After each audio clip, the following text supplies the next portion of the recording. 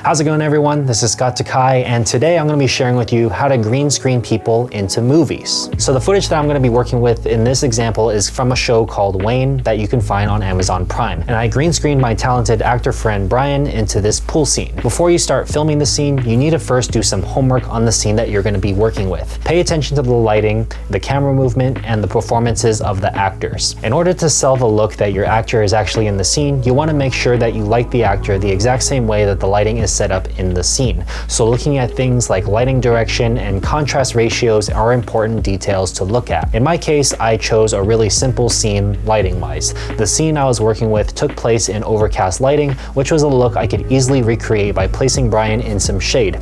So I shot at a location with shade that was there the entire time that we shot. Next is the camera movement. The more static that the scene was shot, the easier it'll be to erase the original actor in the film. If your shot is moving, then you're gonna have to use After Effects to motion track your footage in post. And the footage I was working with had some tripod pans and dolly movements, so I had to bring the footage into After Effects a lot, which is something that I'll cover later. Next, pay attention to what the actors in the movie are saying, and come up with some dialogue for your actor to say so that it seems like he's actually interacting with the characters in the movie. Last thing you want to pay attention to is the sound. Ideally, you want to work with a scene that doesn't have any music in it so that it doesn't mess with your audio. I originally thought that I'd be able to filter some of the music out a little bit, but that ended up not really working out as much as I thought it would, so the audio in mine is a little messy. So now we're ready to start filming. Like I said before, I chose a location that I knew would have all day shade coverage. We set up a green screen behind Brian and one green screen on the floor.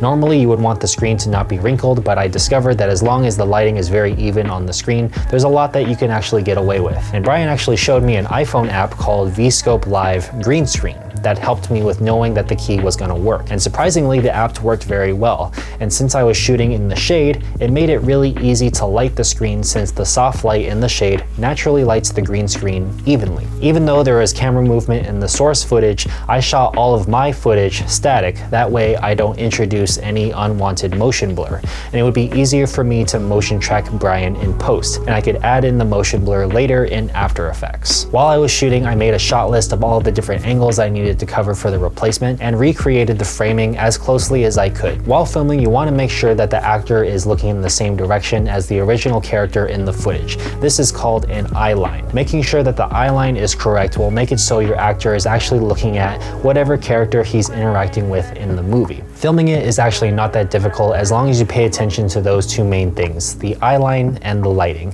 So now I'm going to be showing you how to put everything together in After Effects. So I have my two clips right here.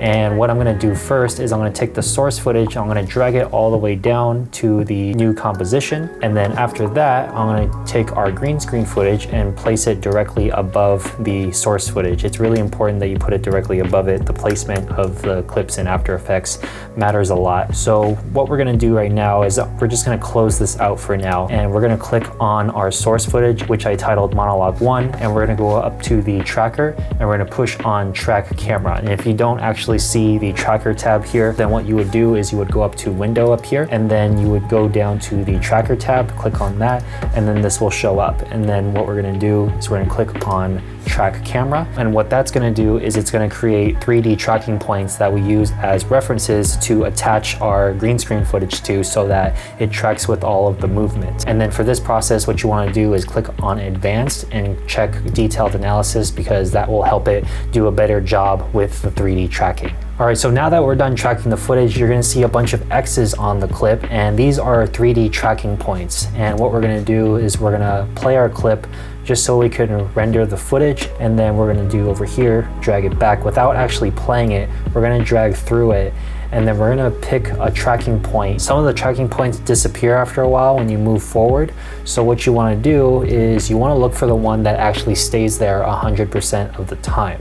You ideally wanna pick a tracking point that's already in the area of the footage that we're gonna be working with. So since I'm going to be putting the green screen footage over Wayne, ideally, we want to find a tracking point that is resting on him the entire time. So from looking at the footage, I'm seeing that this green one right here seems to be working. So I'm going to right click it and create null in camera, and that's going to create an individual tracking point right here. So now that we're done with that, we're gonna click on the eyeball tool for our green screen footage again. You're gonna wanna make sure that the green screen clip is selected, and now we're gonna click on the pen tool and we're gonna create a mask around Brian. So when you're shooting this footage, it actually doesn't matter if the entire shot isn't covered with the green screen. Like as you can see, a bunch of the background over there, and it doesn't look perfectly set up, but it doesn't really matter because as long as the footage that you're gonna be working with is placed within the green screen, you could always create a mask to cut them out. So here we have our mask, and what we're gonna do now is we're gonna go up to Effects and Presets, and we're gonna type in key, and we're going to click the one right here that says key light plus key cleaner plus advanced spill suppressor. We're going to double click that, and it's going to bring the effect over right here. It's going to paste these 3 different effects. So now what we're going to do is we're going to double click on our green screen footage, and it's going to open up a layer tab right here. And then what you're going to want to do is going to click over here where that square is, click and drag over to the right here. What that's going to do is it's going to separate it, and we're going to change the view from masks to anchor point path, and then we're going to go over to the left where it says view under the key light effect. We're going to change it from intermediate result to status. So now you see that the composition screen changes the way it looks. That's exactly what we want. So now we're going to click on the eyedropper tool right next to screen color, and we're gonna go over to our layer. And now what we're gonna do is we're gonna find a point in the green screen to click on to give us our best key. And then this effect is what's gonna help us get that. So you're gonna hover over the green and you're gonna push Alt. And then what that's gonna do is on the left over here in the composition tab, you're gonna see different parts of the screen turn black.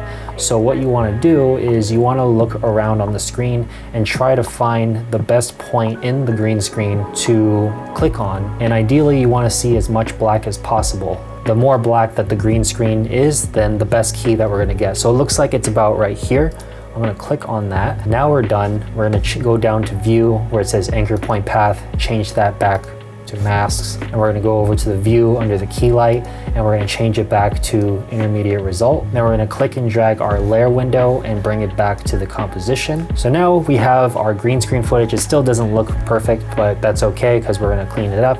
Over here on the advanced spill suppressor, it's by default gonna be unchecked. We're gonna click on that, and that's already gonna make a big improvement, but you can see that he's kind of transparent. So what we're gonna do now is we're gonna go to key cleaner, and on the alpha contrast, we're just gonna turn it up. And now you can see that the key works perfectly fine. So now that we have that, we're going to hide the footage now. And what you're gonna do now is we're gonna create a screenshot of the footage, and we're gonna take that screenshot and we're gonna erase Wayne out of the footage. The best thing that you're gonna wanna look for is a certain point in the frame where it's the widest shot, especially if you're doing a dolly tracking shot like I am here.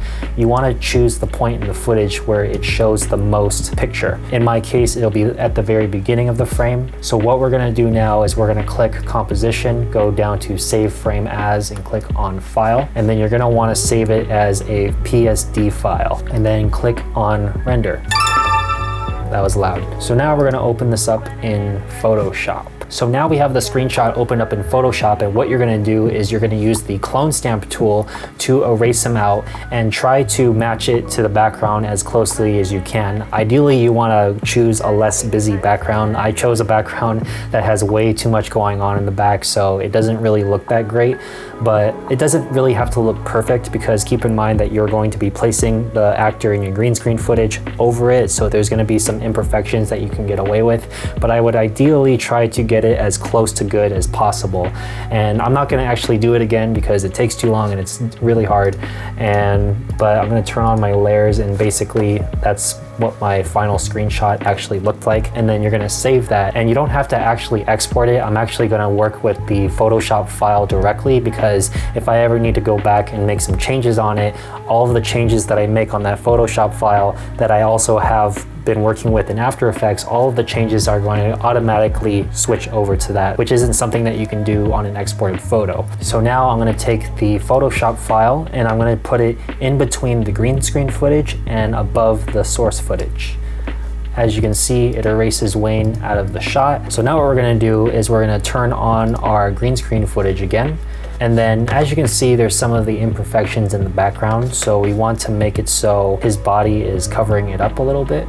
Okay, And then now what we're gonna do is we're going to take this pick whip tool and then we're gonna click and drag it and put it on track null 1. And what that's gonna do is it's gonna link it to the 3D track null. And then next thing you wanna do is you wanna click on this square. If you don't see the square, you can actually go down here to toggle switches and modes, and it's gonna switch it between the 2 different modes. So you want the one that has the square. This is important because it turns it into a 3D object. So we're gonna click on that. And then next you're gonna see that it's either gonna disappear or it's gonna shrink. That's pretty normal. So if it disappears, then it is somewhere on the footage. You just have to look for it.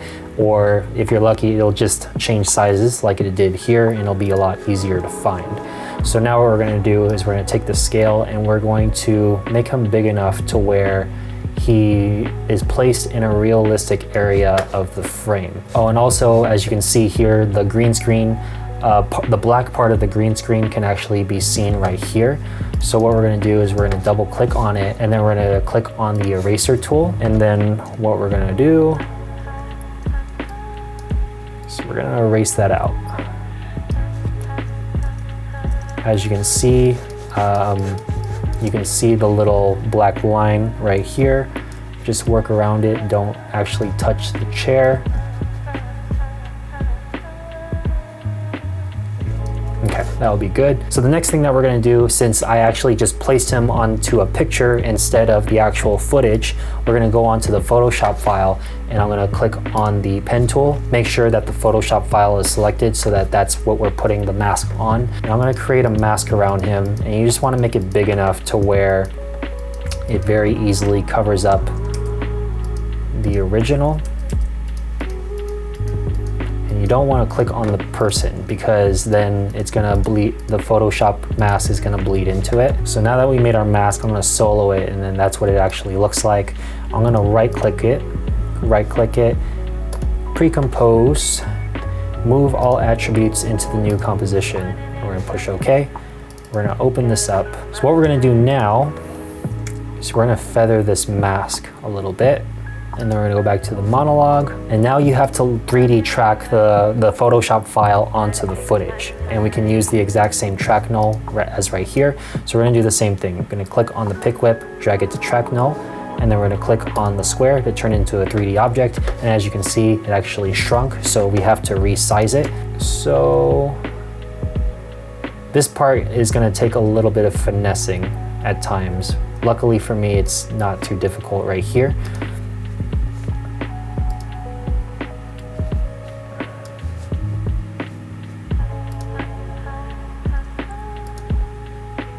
I couldn't actually see him, so I just unchecked the 3D cube thing and then turn it back on, and now I can see him. I don't really know why I did that. So now this is what the final shot looks like.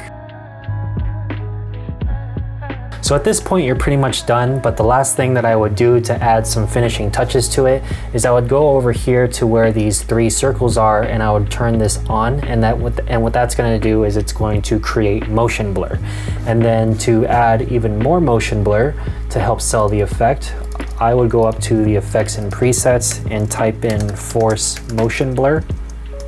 CC force motion blur is the actual name of the file. We're gonna click and drag it to our effects controls, and we're going to change the shutter angle to 180. By default is already there, and what that's going to do is it's going to add some motion blur. 180 is going to be a typical like double your shutter speed type of motion blur look, and then any higher than that you're going to be introducing more motion blur, and any less than that you're going to be introducing less motion blur. So you can customize the look of the footage based off of that. I also have another video that talks about shutter speed and shutter angle, and if you want to check that out, check it out right here wherever that card is, somewhere up there. So that's the video for today, guys, and if you enjoyed it, be sure you leave a like and a comment down below, and be sure to subscribe to the channel for more filmmaking related content. And as always, have an amazing day, and I will see you guys later. Peace.